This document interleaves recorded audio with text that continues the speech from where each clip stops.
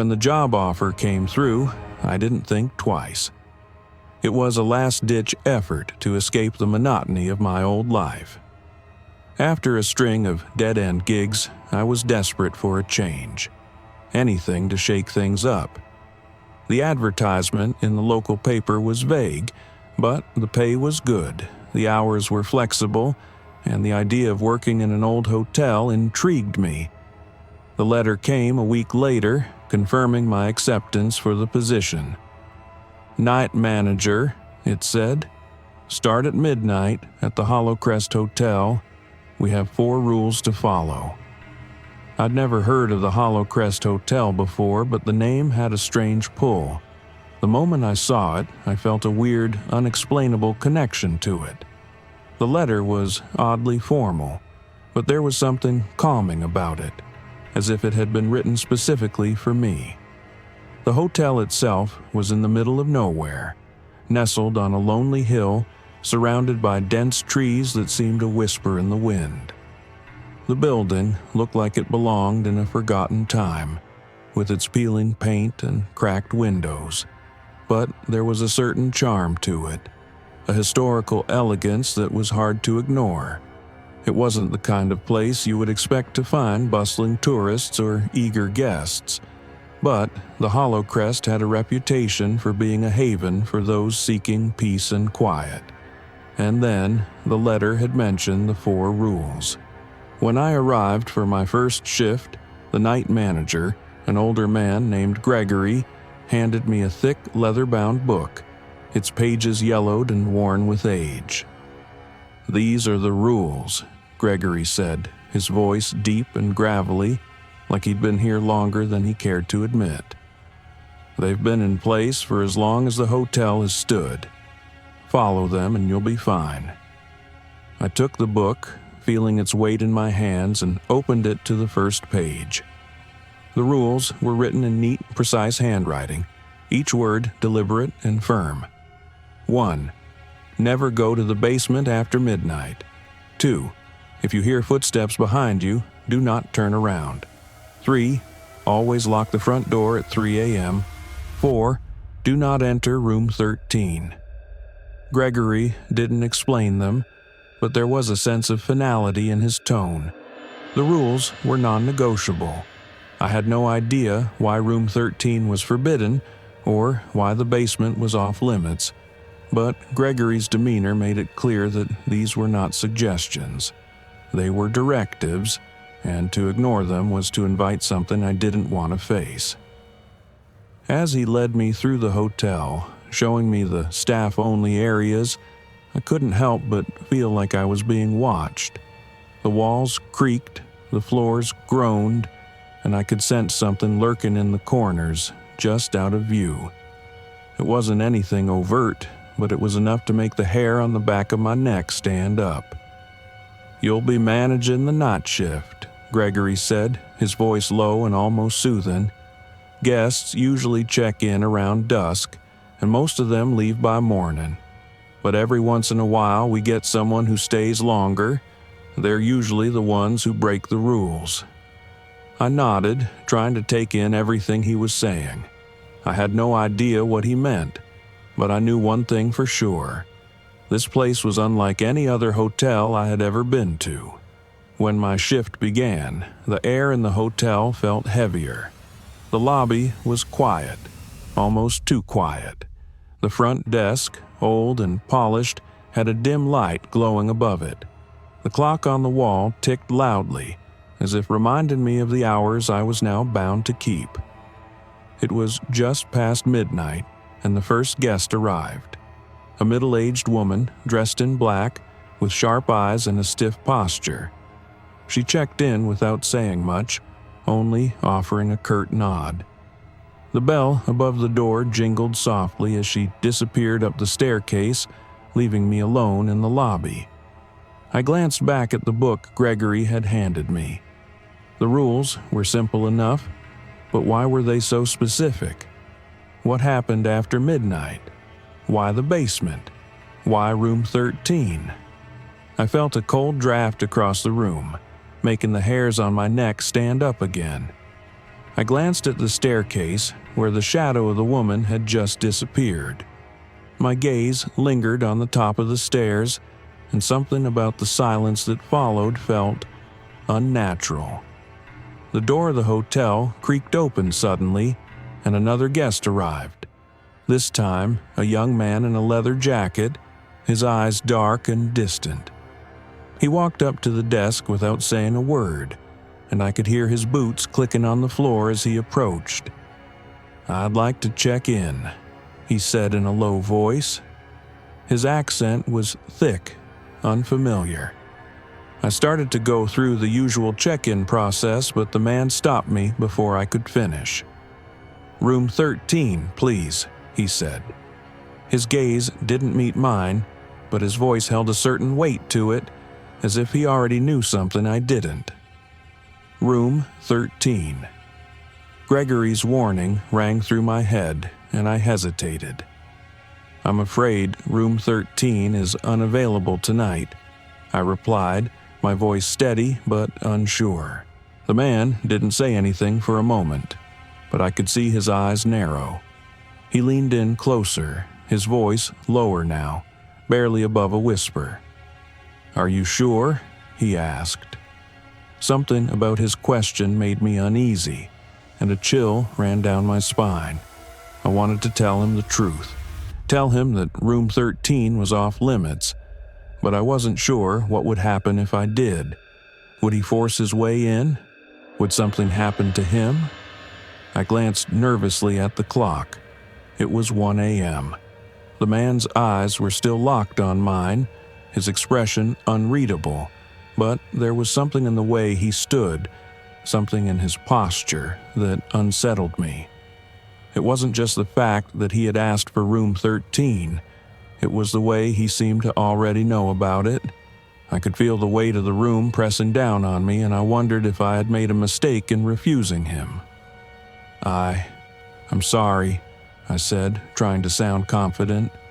"Room 13 is unavailable. It's out of service." The man didn't flinch, didn't even seem surprised. His eyes, dark and distant, never left mine, and for a moment I thought I saw a flicker of something behind them, a glimmer of recognition, like he knew more than he was letting on. But then, just as quickly, it was gone, replaced by a blank, almost indifferent expression. "All right," he said, his voice low, his accent thick. He turned away without another word and began to head toward the staircase. I couldn't help but watch him go, a strange feeling settling in my gut. Something wasn't right about this guest. It wasn't just the way he had asked for room 13. It was everything about him. The way he moved, the way the air around him seemed to grow colder the longer he was near. And the longer I stared at his retreating back, the more I felt something lurking just beneath the surface of this hotel. Something dark and unspoken. I had to shake myself out of my thoughts. The clock on the wall ticked loudly, and I reminded myself that I was here to work, not to get lost in the strange atmosphere of the place. I had rules to follow, and so did my guests. I turned back to the front desk and began organizing the papers scattered across it. But something, some feeling, kept tugging at the back of my mind. A sense that I had missed something crucial, something I couldn't quite put into words. I knew I had to be vigilant. A few minutes later, the woman in black, the one who had checked in earlier, appeared at the bottom of the staircase. Her movements were slow, almost deliberate, as though she was still in the process of waking up from a long, deep slumber. She wasn't the only guest in the hotel, but she was the one who unsettled me the most. Her eyes met mine as she descended, and her expression, serene, distant, seemed to cut through the air like a cold knife.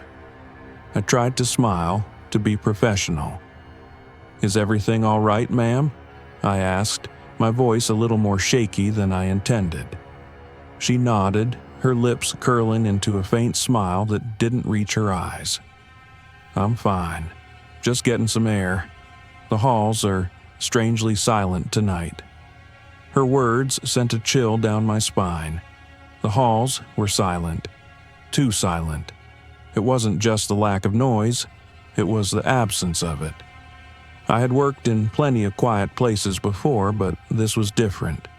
This silence felt like it was holding its breath, waiting for something to happen. The woman in black paused in front of me, her gaze lingering on me for just a second too long. "You'll find that in this place," she said softly, almost as though she were speaking to herself. "The rules are always there to be broken, but it's the consequences that you have to watch out for." Before I could respond, she turned and walked toward the back of the hotel, her steps barely making a sound as she disappeared into the darkness of the hallway. Her words echoed in my mind as I sat back down at the desk. The consequences. I didn't know what she meant by that, but something about the way she spoke, so matter-of-factly, lingered in the air, thick and unsettling. It was as if she knew something I didn't, something important, something that would change everything about this job. I glanced at the clock again. 1:45 a.m. My shift had only just begun, but already the unease was settling in. I glanced back at the guest logbook. The man in black had written down his name, Malcolm Gray, but there was no information about his booking, no records of a reservation. It was as if he had appeared out of thin air. I leaned forward, tapping the page with my pen as I stared at his name. I knew I wasn't imagining things. The hotel had felt strange from the moment I arrived, but now it felt alive. Alive in a way I didn't understand, a way that made my skin crawl. The air felt thick with some unspoken presence, as if the building itself had a consciousness, a will of its own. I stood up abruptly, my thoughts racing. I had to find answers. I had to understand what was going on. The silence, the strange guests, the rules. There was something connecting them all, something I couldn't ignore. I grabbed the old leather-bound book that Gregory had given me earlier. It was filled with strange annotations, some handwritten, others typed. Flipping through the pages, I stopped at one that caught my attention. It was a warning. "Do not enter room 13. I stared at it for a long moment. It wasn't just another rule. It was something more. A command not to be ignored. The more I thought about it, the more it felt like the key to understanding everything that had been happening. Suddenly, I felt a draft in the air. I turned to see the door to the hotel's dining area swing open, though there was no one there. A soft, untraceable whisper echoed from the darkness beyond. "Room 13 awaits you." I froze. I stood there for a moment, my heart racing. The whisper had come from nowhere, yet it echoed through the air like a cold draft. "Room 13 awaits you." The voice was faint, but it was unmistakable. It wasn't a sound I had heard from any of the guests, nor from the staff. It came from somewhere deep within the hotel, as if the building itself was speaking to me. I stepped forward cautiously, feeling the weight of the silence around me. The hall was still, as if the world beyond the walls had stopped moving. The old wooden floors creaked beneath my boots, each step a reminder that I was far from alone in this place, even if I couldn't see anyone. Room 13. It wasn't just the whispered words that unsettled me. It was the feeling that the hotel had been waiting for me to hear the call, to be drawn into the mysteries it held behind those heavy doors. I glanced nervously toward the staircase where the woman in black had disappeared. She had spoken in riddles, leaving me with more questions than answers. And Malcolm Gray, his presence felt like a shadow that had settled over the whole hotel. I had the distinct impression that his arrival was no coincidence.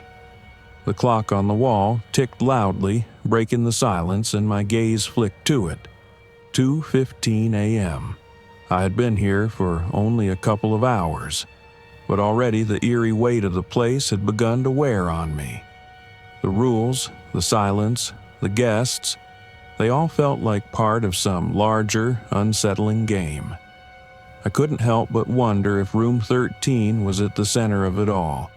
I found myself walking down the hallway, almost as if the hotel itself was pulling me forward, guiding me to that forbidden room. The corridor stretched endlessly ahead, each step feeling like I was being pulled deeper into a web I had no hope of escaping. When I reached the door to room 13, I hesitated. The door was old, the wood cracked and weathered, its brass handle worn smooth from years of use. There was no sign to indicate what lay behind it, only the aura of something ancient, something that had been locked away for a reason. I could almost feel the weight of its history pressing against me. The rules, those strange rules Gregory had given me, flashed in my mind. Never go near room 13. The first rule, the one I had dismissed as superstition.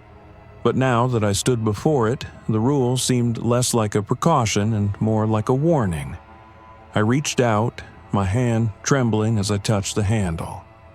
The door creaked open slowly, its sound unnervingly loud in the stillness. I stepped inside, the air inside the room thick with an unshakable presence. The space was dark, save for the dim light spilling in from the hallway behind me.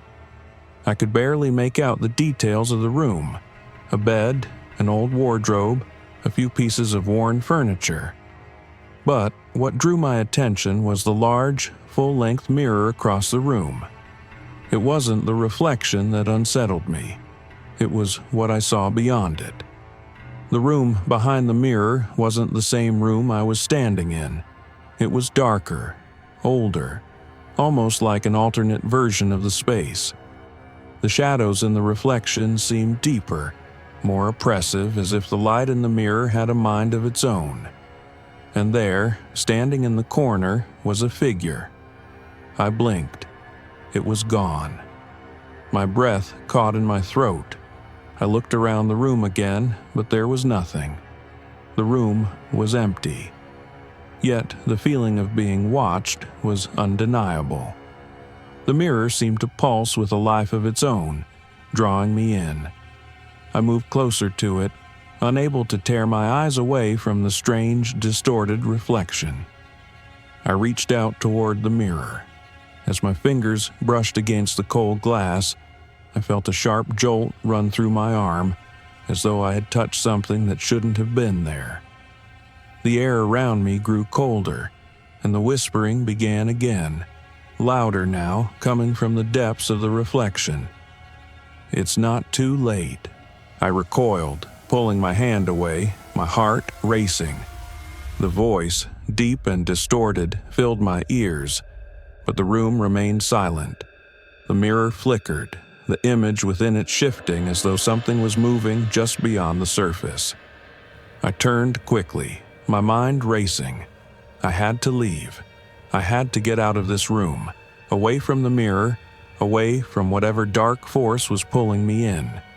But before I could turn back, I saw it. A flash of movement in the corner of the room. I spun around, my breath coming in sharp gasps. There, at the foot of the bed, stood a shadow, a figure, hunched and deformed, its outline indistinguishable from the darkness surrounding it. I could hear its breath, low and ragged, as it moved toward me. I backed away, my mind screaming at me to run, but my body wouldn't obey.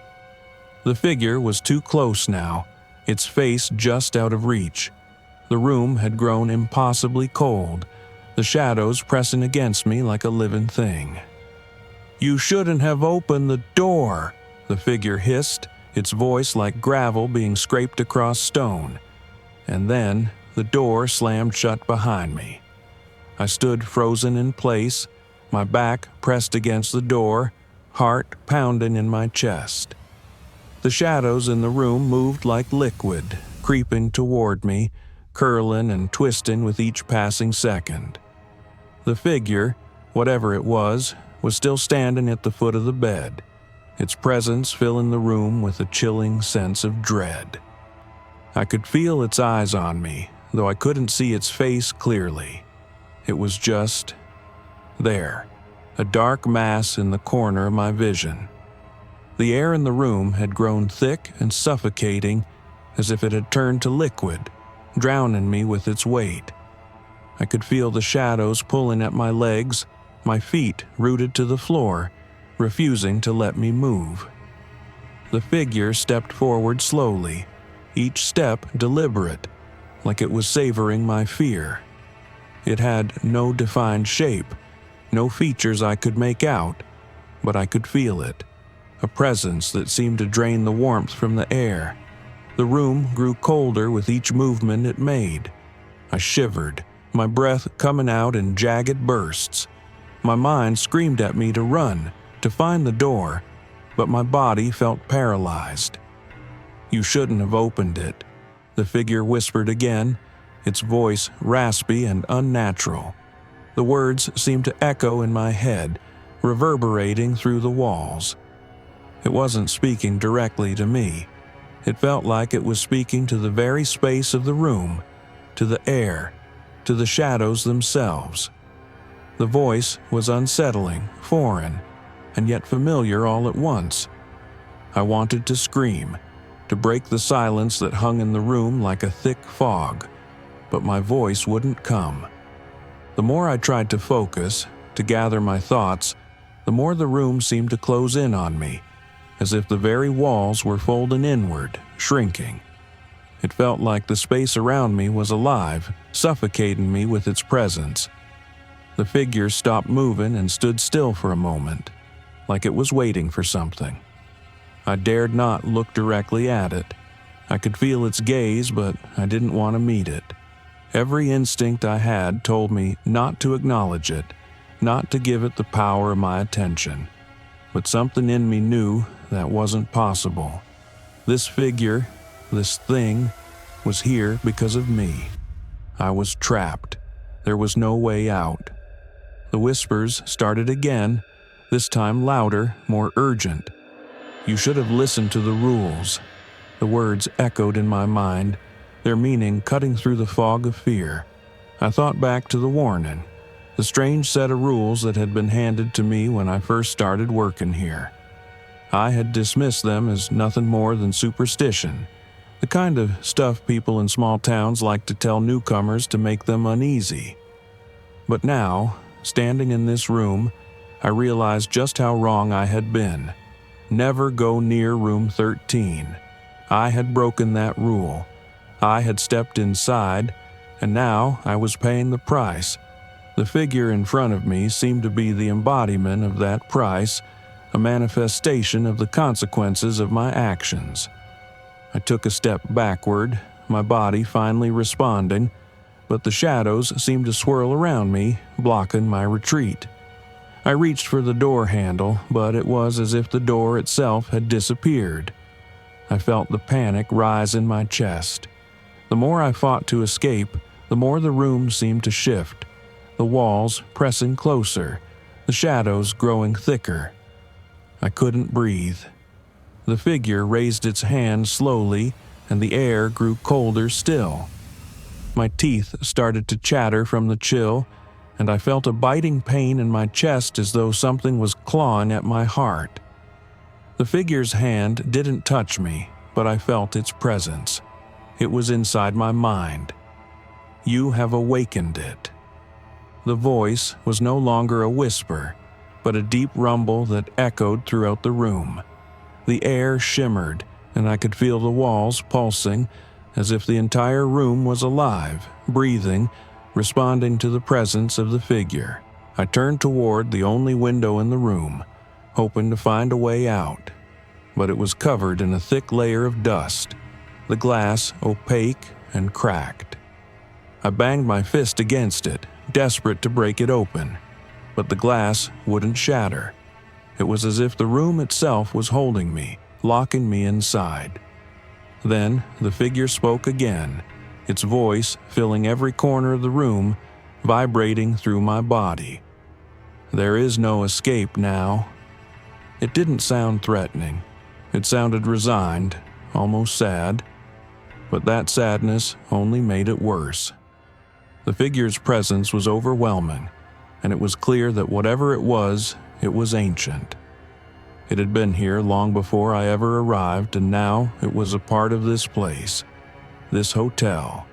And then I understood. I wasn't in just any hotel. I had stumbled into something far worse, something that existed on the edges of reality. This place was a liminal space, a bridge between worlds. The dead didn't stay here because they wanted to. They stayed because they were trapped here, just as I was now. And the only way out was to serve the place, to obey its rules and become part of the twisted cycle that ran through its walls. I had thought the rules were simply there to maintain order, but now I realized they were far more than that. They were warnings I had ignored, and now I was paying for it.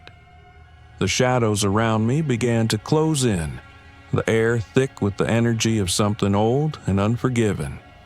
I could hear the whispers again, now louder, now urgent.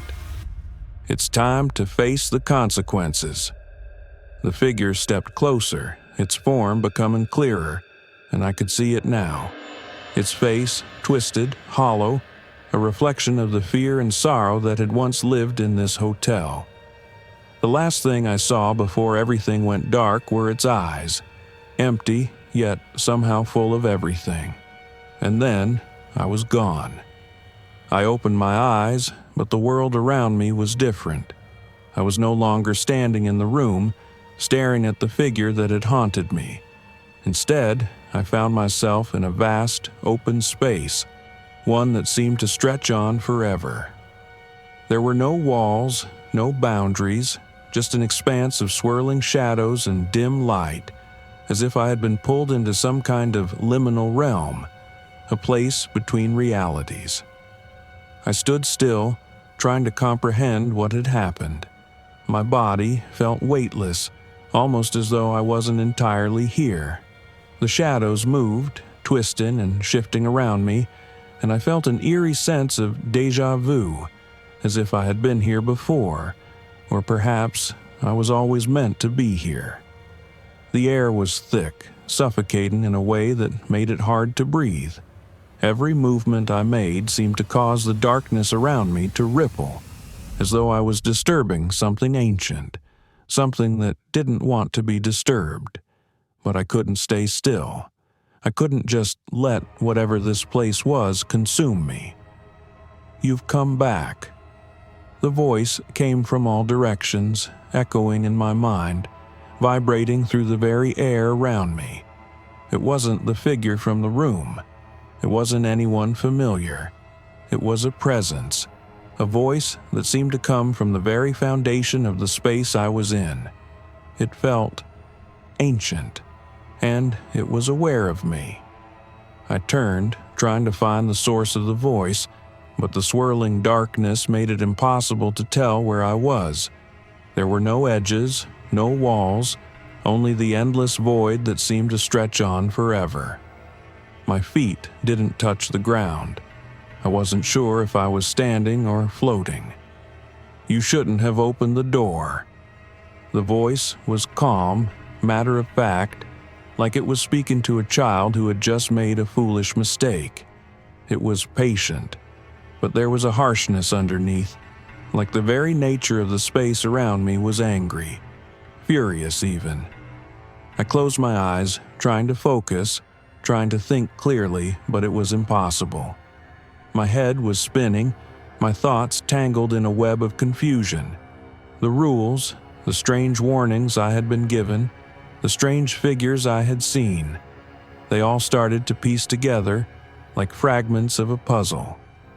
but no matter how much I thought about it, no answers came.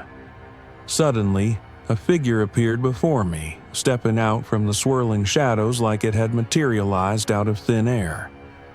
It was the same figure from the room, tall, humanoid, but now its face was clearer, no longer shrouded in darkness. It was a grotesque mockery of a human face, its features twisted, deformed. Its eyes were hollow, dark pits, but they stared at me with an intensity that made my blood run cold. "Do you understand now?" the figure asked, its voice no longer a whisper but a low growl echoing around me. I couldn't speak.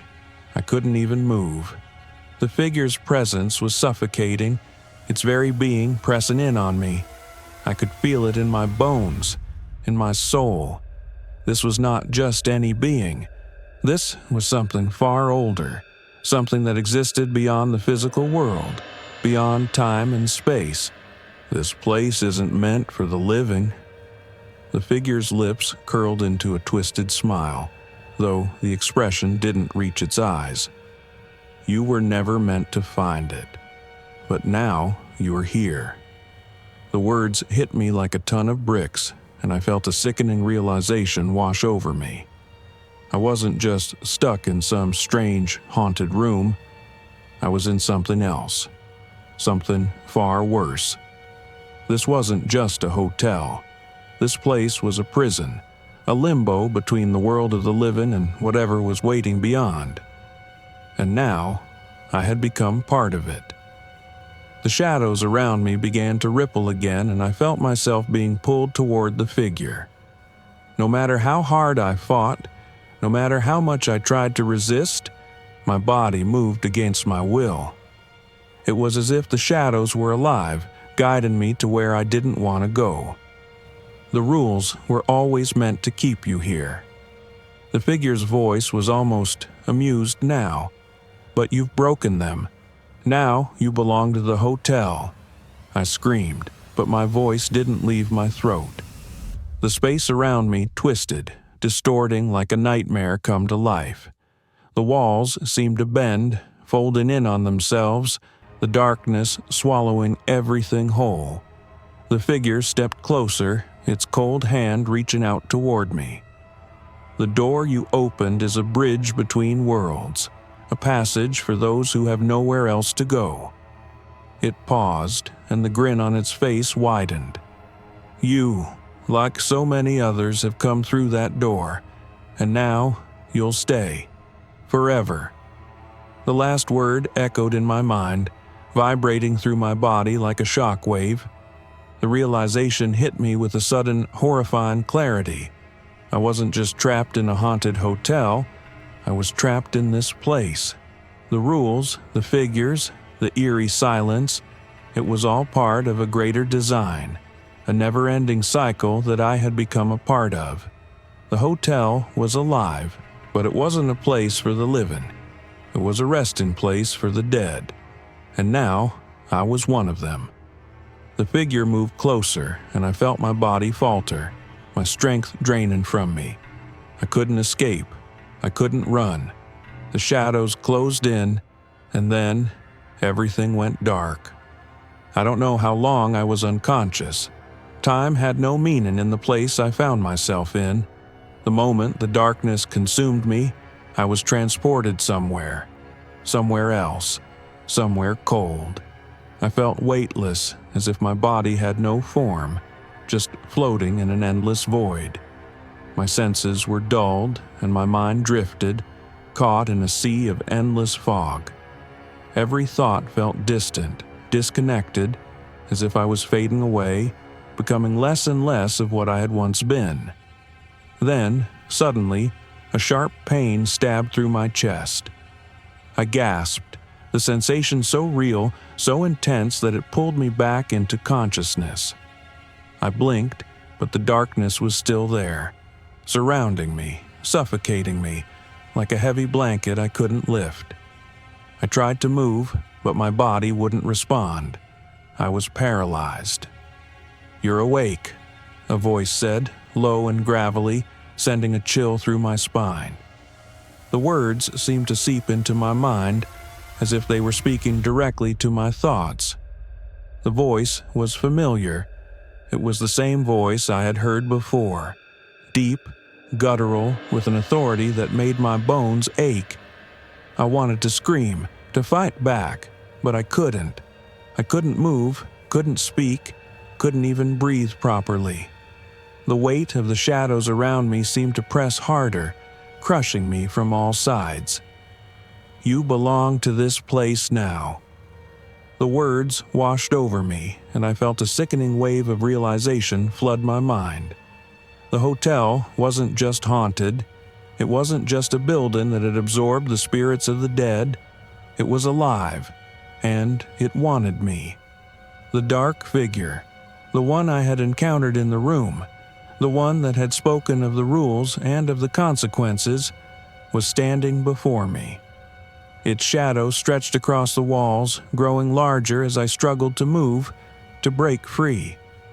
I could feel its presence enveloping me, suffocating me, as it towered over me in the dim light. The figure's face remained hidden, but I could feel its eyes on me, watching me with an intensity that made my skin crawl. I was caught in its gaze, unable to look away, unable to escape. You were never meant to escape. The figure's voice was now softer, almost soothing, but the malice beneath it was unmistakable. This is your fate. You will serve the hotel. You will serve the dead who walk through its doors. I felt something shift inside me, a hollow ache forming in the pit of my stomach. I was trapped. There was no way out. The hotel had claimed me, and now I was just another soul bound to its walls, lost among the forgotten. I couldn't escape the rules, couldn't escape the weight of the presence that loomed over me. And then I heard it, the faint sound of the bell tolling once more. The bell. It rang, deep and mournful, like a funeral procession that never ended. The sound vibrated through my chest, and I could feel it in my bones, as though it was calling me, summoning me to something greater than myself, something darker. I tried to scream, but no sound escaped my lips. I tried to move, to run, but my body refused to obey. The shadows closed in around me, and the darkness pressed closer, suffocating me, pulling me deeper into its embrace.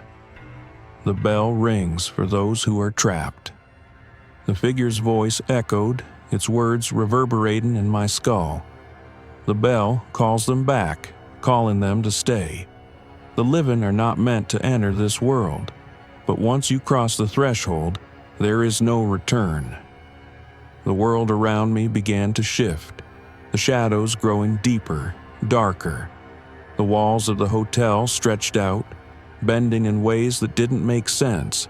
The air grew colder still, and I could feel something pulling at my soul, pulling me into the depths of the hotel's heart. And then the room began to change. It wasn't just the shadows. It was the very fabric of reality itself bending and warping.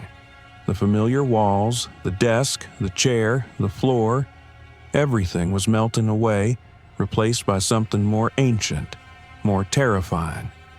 The room became a void, an endless abyss, and I was falling into it, spiraling into darkness. The figure's shadow stretched further, and it whispered once more, its voice filled with an unbearable finality.